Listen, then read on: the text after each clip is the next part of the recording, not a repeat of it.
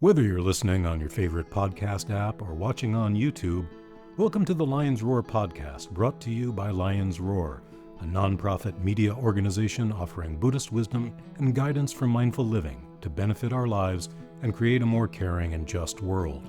For more, go to lionsroar.com, and if you enjoy this episode, subscribe so you don't miss future ones. Today, Mariana Restrepo speaks to Buddhist teacher and translator Lama Karma Yeshe Chödrön about visualization practice, a central aspect of the Tibetan Buddhist tradition, explaining its benefits and how to do it. At the end of this episode, she guides us through a visualization practice of the bodhisattva of compassion, Chenrezig, also known as Avalokitesvara. This episode is sponsored by St. John's College in Santa Fe, New Mexico. Learn more about the St. John's Master of Arts in Eastern Classics at sjc.edu/lion.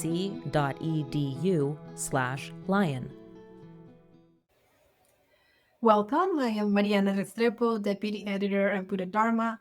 It is my pleasure to introduce Lama Karma Yeshe Chödrön, a first-generation American of Cuban and Spanish descent. Lama Yeshe has completed the traditional Tibetan 3-year retreat and has been a full-time practitioner of Buddhism for over 18 years, teaching and translating Dharma texts and oral teachings from Tibetan to English. Lama Yeshe is passionate about helping Western students integrate the profound wisdom of Buddhism into their daily lives.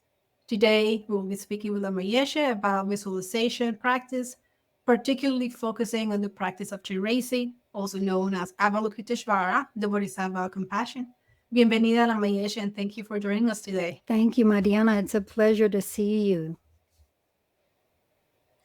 Well, so this is, I think, just jump right in. And can you tell us who is Chenrezig and what is the significance of Chenrezig practice within Tibetan Buddhism?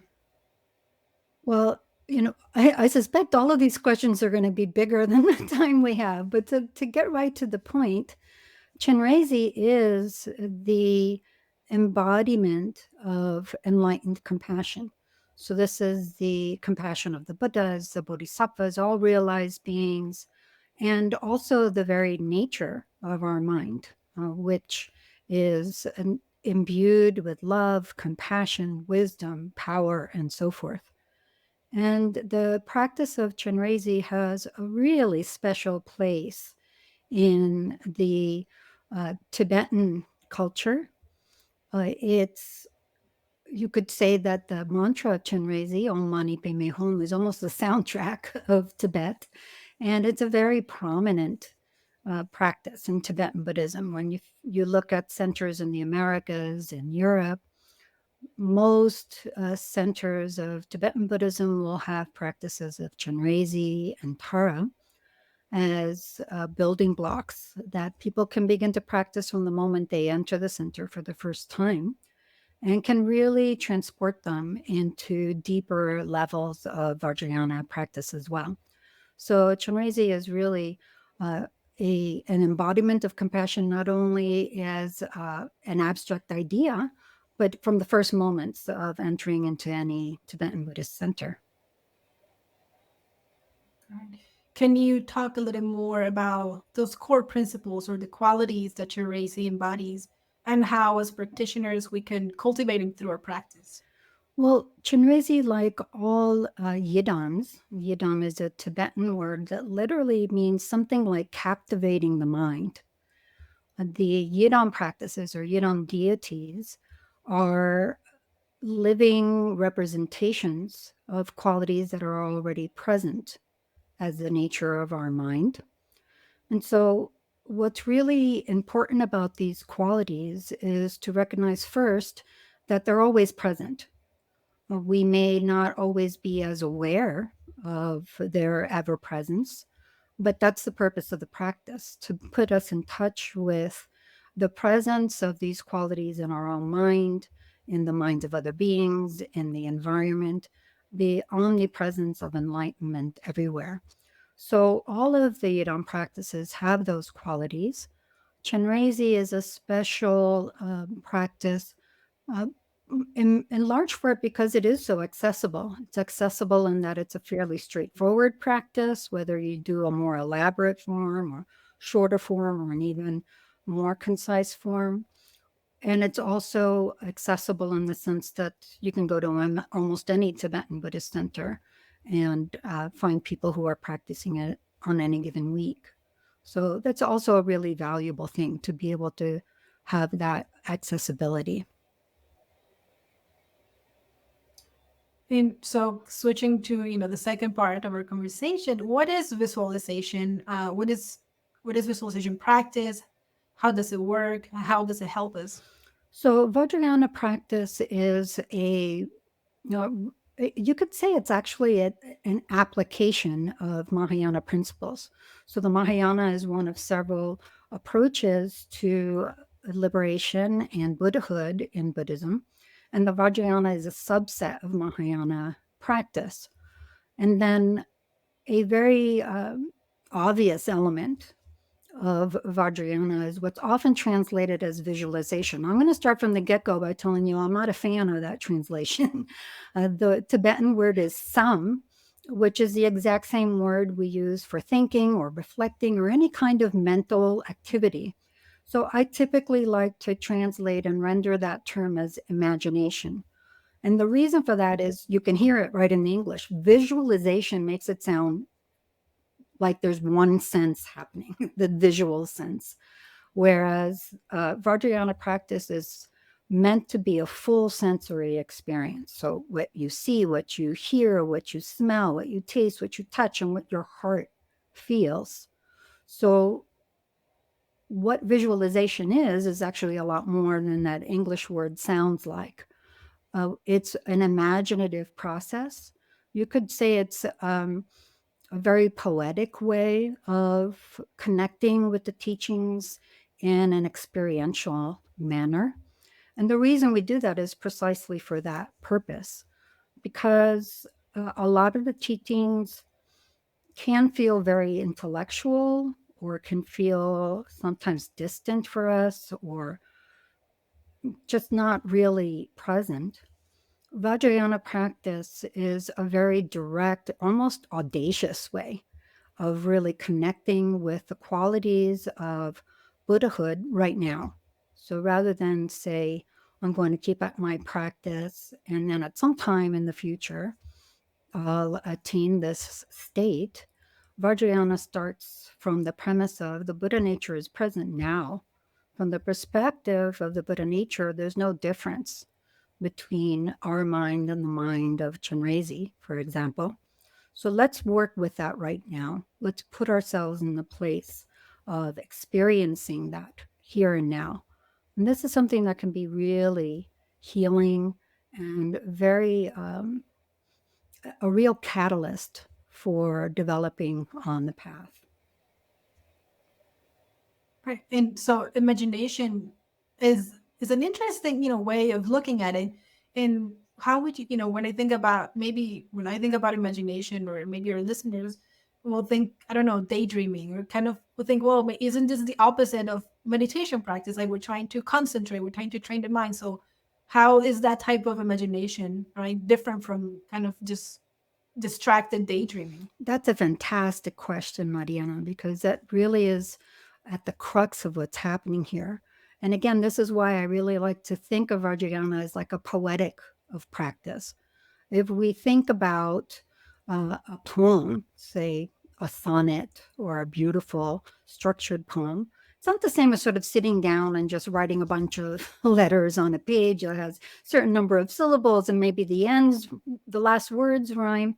There's something about that structure, the rules of meter and rhythm, rhyme, that constrain and then also create the space for even more creativity. So rather than limiting creativity, the structure of a poem enhances it. And Vajrayana does a similar kind of thing because there's very specific kinds of imagery used, particular colors, a certain number of arms, hands, faces, a particular physical posture.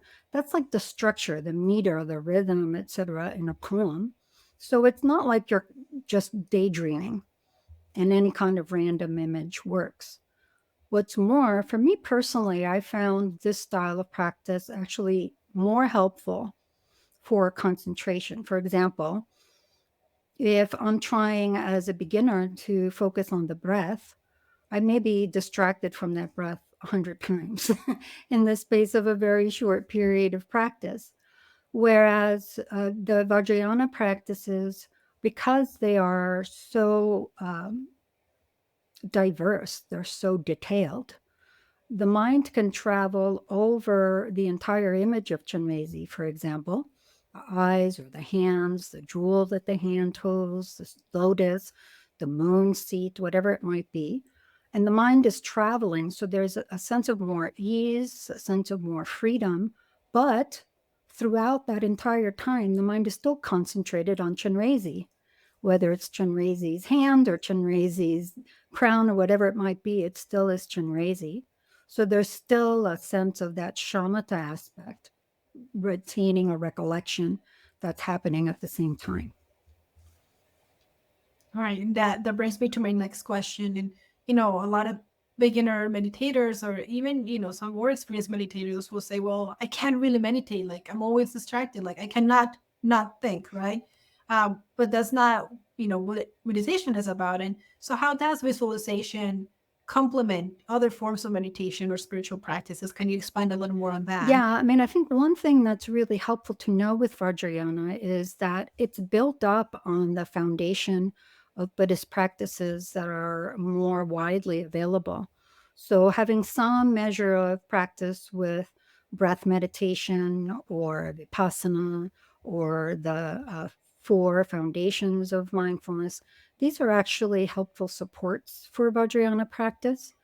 A lot of times in Tibetan Buddhist centers, people might jump right into Chenrezig, and that's also feasible. You can develop shamatha vipassana within the context of Vajrayana practice, or you can continue to refine what you've developed in other meditations.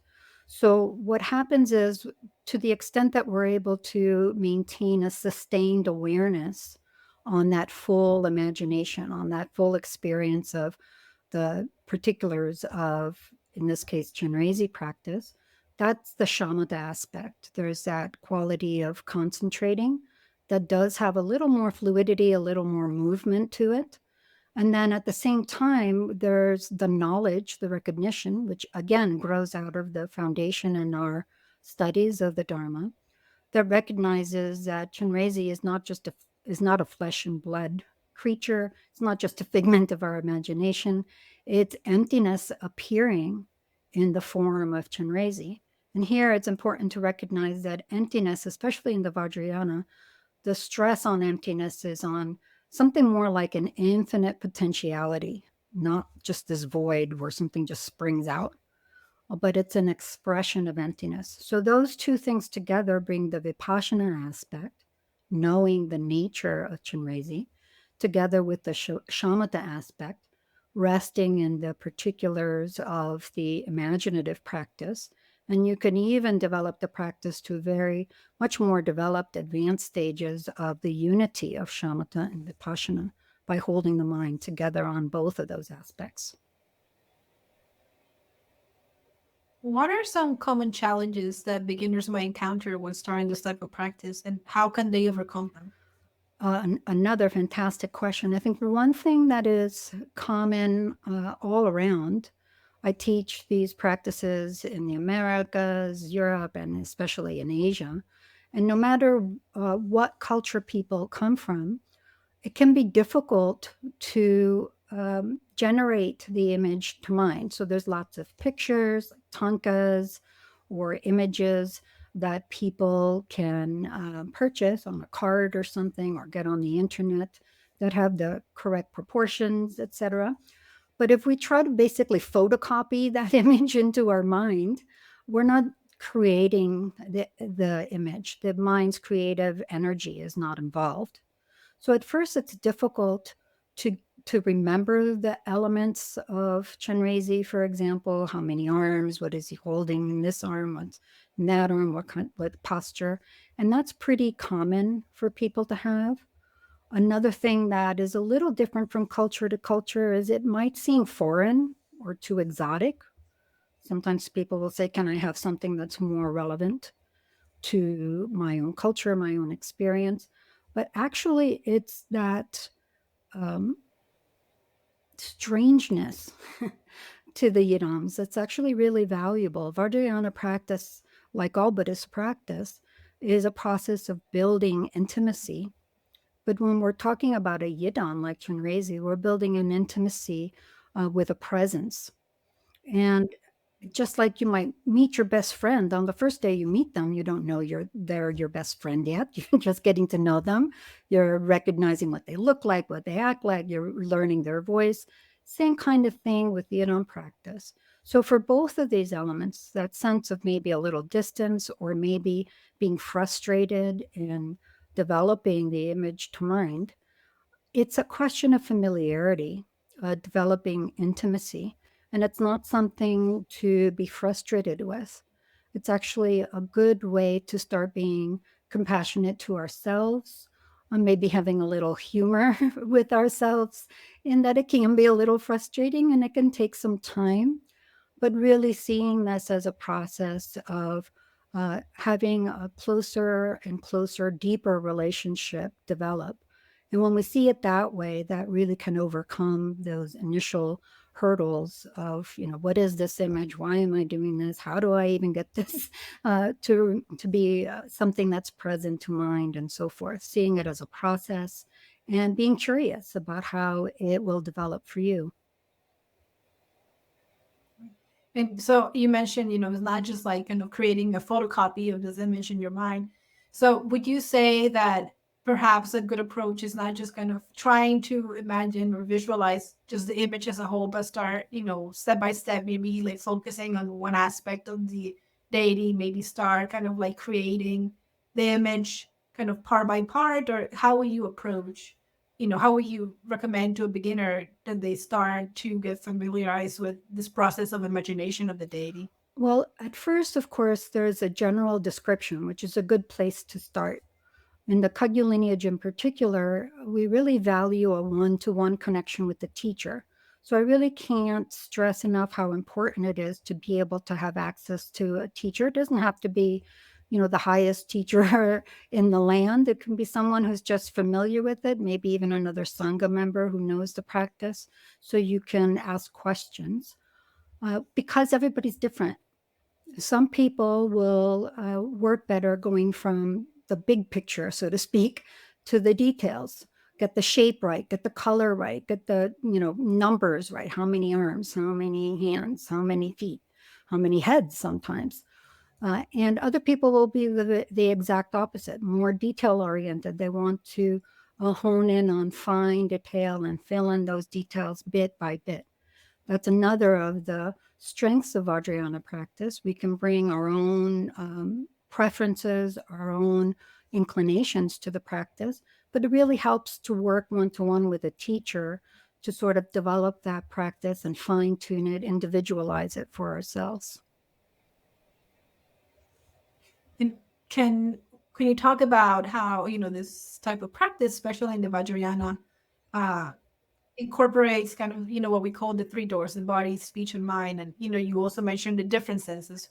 Personally, when I started my path in Buddhism, I was attracted to Tibetan Buddhism because I have a very active mind, and so it was very good to have what you mentioned, those kind of like parameters that was keeping me engaged, not just like sitting with my body, but also engaging my mind, and something as a chanting practice, also my speech. So can you talk about how those elements come together in this type of practice? Yeah, that's such an important element because Vajrayana really stresses the unity of body, speech, and mind. So, of course, in any meditation practice, we're likely to be taking a particular posture, perhaps a cross legged posture or sitting in a chair or whatever it might be. And we might also be saying something before and after the meditation, like prayers. And we might be using our mind during the meditation to focus on something. The Vajrayana is really striving towards a unity of body, speech, and mind. So, for example, in the Chenrezig practice, your body's got a particular posture. You're maybe holding a mala in one hand and moving the beads as you recite the mantra with your speech, and the mind is engaged in this imaginative practice. It's really bringing all of those three doors, the three gates, alive and present to mind, present here and now in the practice. And that's a really key element of Vajrayana because it relates to that sense of bringing the fruition into the now, into the present. The Vajrayana practice is meant to be more akin to the fruition. So these images and so forth are meant to reflect the form kayas or experiential bodies of the Buddha. And seeing that there's that close connection, we also see the close connection that we see in the experiential body, the enlightened speech, and the enlightened mind experience of Buddhahood. And there's something, again, that is in some ways a little more constraining. You're doing a lot of things at once. But out of that structure and out of being held in that structure, there's an immense freedom that comes from that. There's an immense alignment with our own nature that feels very harmonious. St. John's College in Santa Fe, New Mexico is for undergraduate and graduate students who seek a lifelong commitment to thoughtful, collaborative inquiry into fundamental human questions. Graduate students pursuing the Master of Arts in Eastern Classics examine the core literary, philosophical, and theological works of India, China, and Japan. In small discussion-based classes, students delve into the richness of Asian traditions and study one of two languages, Classical Chinese or Sanskrit. The 3-semester Eastern Classics program offers the flexibility of both online and on-campus options. Learn more about the St. John's Master of Arts in Eastern Classics at sjc.edu/lion. And so one last question. And for those who are new to this type of practice, how do you recommend incorporating, visualization or imagination and Chenrezig practice in particular into their daily lives? Well, that's one of the important elements in Vajrayana practice, that it not stay on the cushion. So especially with a practice this elaborate, and Chenrezig is one of the simpler practices, but it's still quite elaborate. It's good to start on the cushion.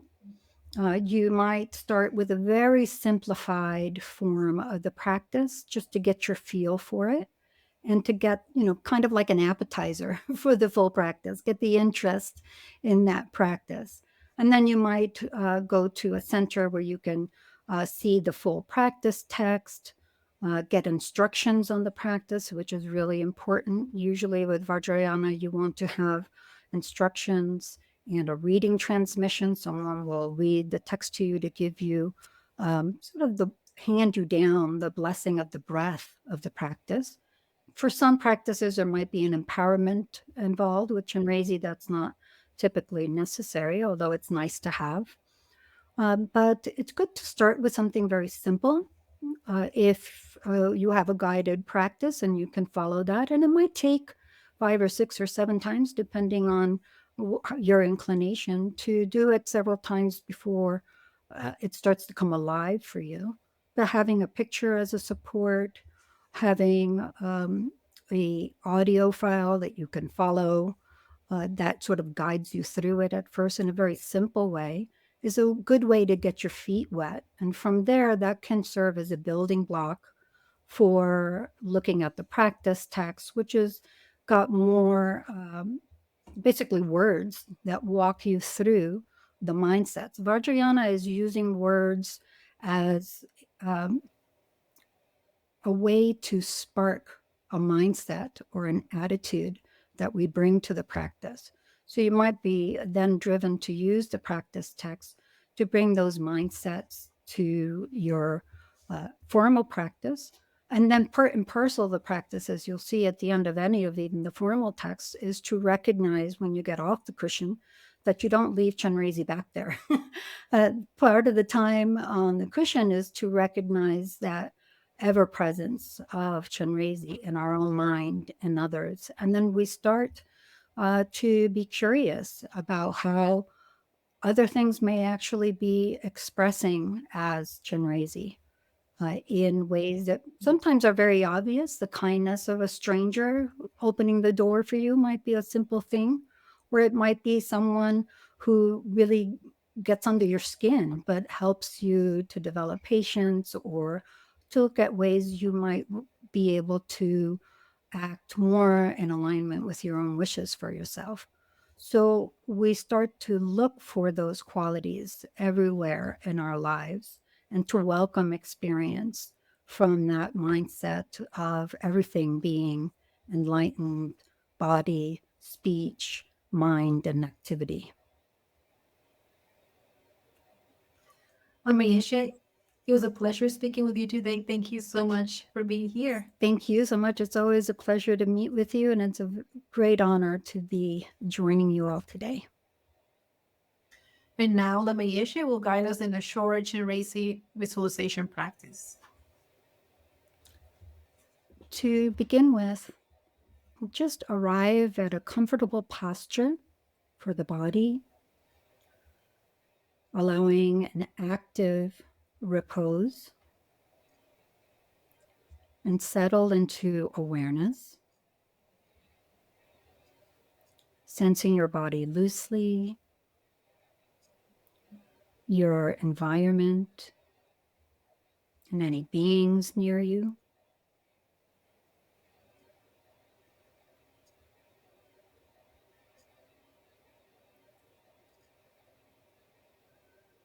And then to begin, we'll start with a refuge and bodhicitta, the first of three sacred principles indispensable to all Mahayana practice, namely bodhicitta, a sustained awareness as the body of the practice, and then dedicating the merit. So we would begin by taking refuge in the Buddha, Dharma, and Sangha, out of that sense of wishing for ourselves to be happy without the interruption of pain or loss, fear or oppression or uncertainty.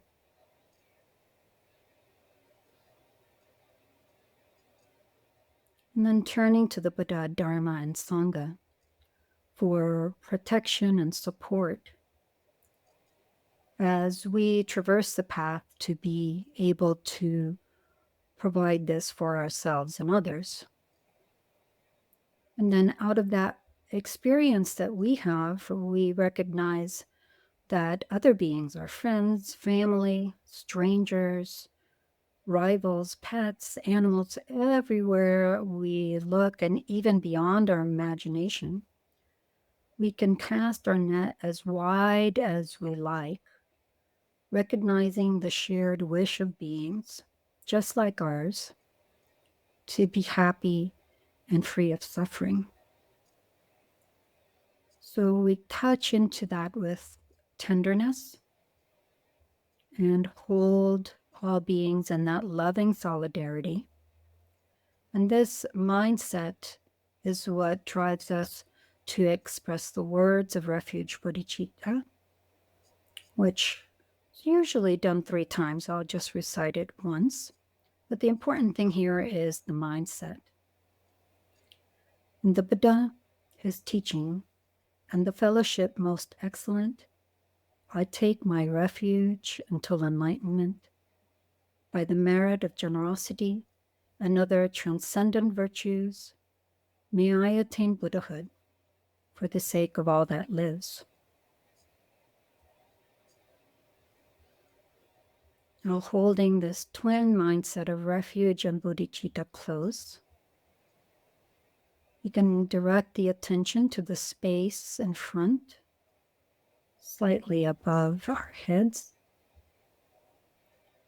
and imagine a warm white light shining forth, filling space, and slowly taking the shape of Chenrezig, Avalokitesvara, the one with all-seeing gaze, embodiment of enlightened compassion. With a clear white body, Chenrezig smiles, looking upon the world with tender eyes. Chenrezig has 4 hands, the first 2 joined in prayer position at the heart, holding a jewel. The second right hand holds a crystal mala or rosary, and the left holds a white lotus. Chenrezig is adorned with silks and precious jewels, a deer skin draped over the left shoulder, and the Buddha Amitabha at the crown of the head. Chenrezig sits in Vajra posture with a stainless moon as a backrest. And for the beginning, just know that each of these features symbolize aspects of Buddhahood. As you develop, you might go into more detail about each. To begin, just know that Chenrezig is the essence of all sources of refuge, the reflection of your own mind's true nature. You can sustain continuous awareness on any part of Chenrezig or the whole experience. And within that awareness, recognize that Chenrezig is an expression of emptiness, like a rainbow. Sustaining the vivid experience of Chenrezig as present, here and now, is the shamatha aspect. And allow yourself to not be limited only by the visual, but to have a full sensory experience. Maybe you have more sensitivity to sound or smell or taste or touch. Allow all of these to inform the imaginative practice. And then open to the feeling of being held in warm, loving affection, free of judgment, rich in understanding. You might touch into the warmth of being seen, being held in boundless compassion. Feel the safety of Chenrezig's embrace and resonate with the enlightened qualities Chenrezig represents.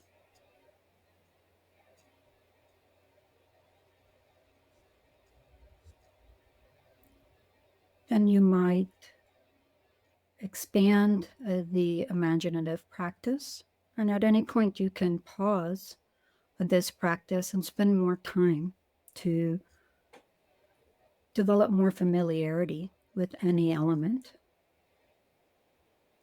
For now, imagine that Chenrezig's body radiates 5 colored light: white, green, yellow, blue, and red, imparting all the excellence of enlightenment as the lights fill you, all beings, and the space around you, so that everything reverberates with joy and love, courage and ability. The lights washing away all suffering, illness, and strife, clearing the mind of any impediments to expressing its true nature freely.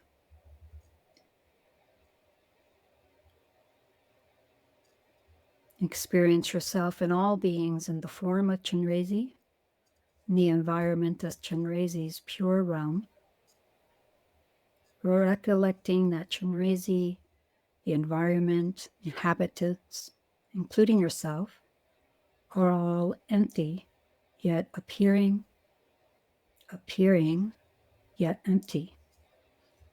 This is the Vipassana aspect of the practice. Now, holding all of this sensory and heart experience, you can recite the 6-syllable mantra for as long as you wish. The 6 syllables are Om Mani bin me hum. And the continued recitation, I'm going to say that again. The continued recitation of the mantra sounds like this. Om mani padme hum, Om mani padme hum, Om mani padme hum, Om mani padme hum, Om mani padme hum. When you're finished with the recitation, for however much you would like to enjoy it, imagine that Chenrezig blazes with light and the environment, the beings around you, Chenrezig and yourself, all dissolve into a pinpoint of light at about the level of the center of your heart. And rest there briefly until the light too melts into emptiness, infinite potentiality. From there, sustain open awareness and that expanse of infinite potentiality for as long as you're able. When thoughts arise, pause and let them move without pushing away or pulling close, staying present with whatever arises moment to moment.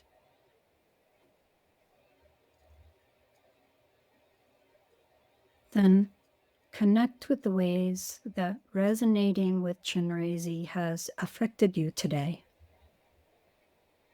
Perhaps an openness in the heart, sensitivity of understanding, wise responsiveness, and a sense of resilience being fed by a limitless stream of resources. Allow the longing to manifest enlightened compassion to grow into your most cherished wish, motivating even your simple everyday actions.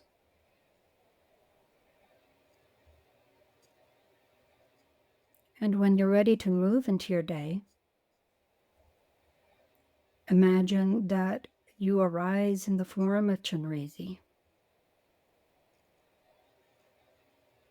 Be curious about life. Experiment with welcoming your experience so that all that you see is the form of Chenrezig. All sound is experienced as the 6-syllable mantra.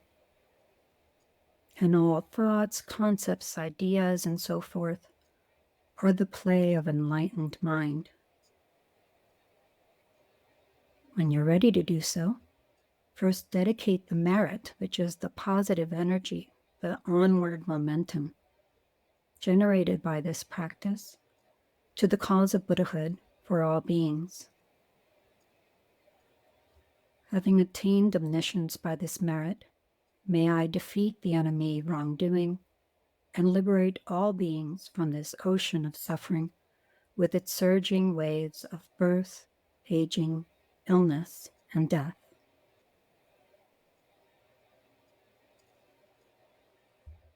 Thanks for listening.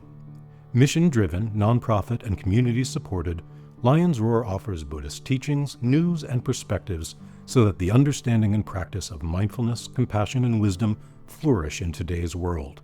Go to lionsroar.com and subscribe to receive unlimited access to online articles, meditation instructions, our new Buddhist glossary, and so much more.